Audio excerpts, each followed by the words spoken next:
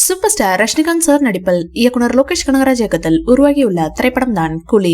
உலகம் முழுவதும் உள்ள ரசிகர்களின் மாபெரும் எதிர்பார்ப்புகளுக்கு மத்தியில் நாளை திரையரங்களில் வெளியாகிறது.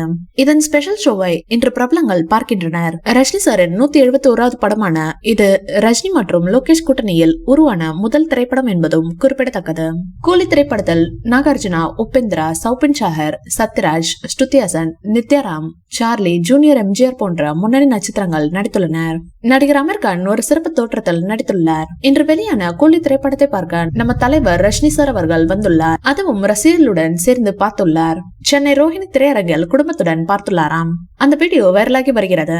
ஒரு கடத்தல்காரராக இருந்து ஓய்வு பெற்றவர் பழங்கால தங்க கடிகாரங்களுக்குள் மறைத்து வைக்கப்பட்ட திருடப்பட்ட தொழில்நுட்பத்தை பயன்படுத்தி தனது பழைய குழுவை மீண்டும் ஒன்றிணைப்பதே இந்த திரைப்படத்தின் கதை என்றும் கூறப்படுகிறது. கூலி திரைப்படத்தின் டிக்கெட்கள் வியாழன் முதல் ஞாயிறு வரை பல திரையரங்களில் ஹவுஸ்ஃபுல் ஆகிவிட்டன. இதனால் பல ரசிகர்களுக்கு டிக்கெட் கிடைப்பதில் சிக்கல் ஏற்பட்டுள்ளது.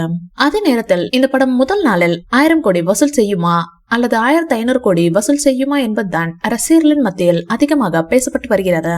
கூலி திரைப்படம் ஒரு ஒன் மேன் ஷோ திரைப்படம் என தனது ட்விட்டர் பக்கத்தில் விமர்சித்துள்ளார். அவர் பின்னணி இசை மற்றும் சண்டை காட்சிகள் அருமை, கடைசி 20 நிமிடங்கள் மற்றும் கிளைமேக்ஸ் காட்சிகள் படத்தின் பலம், படத்தில் ஒரு சர்ப்ரைஸும் உள்ளது என்று குறிப்பிட்டுள்ளார். இந்த வீடியோ பிடிச்சிருந்தா லைக் பண்ணுங்க, ஷேர் பண்ணுங்க, எங்க சேனலை சப்ஸ்கிரைப் பண்ணுங்க.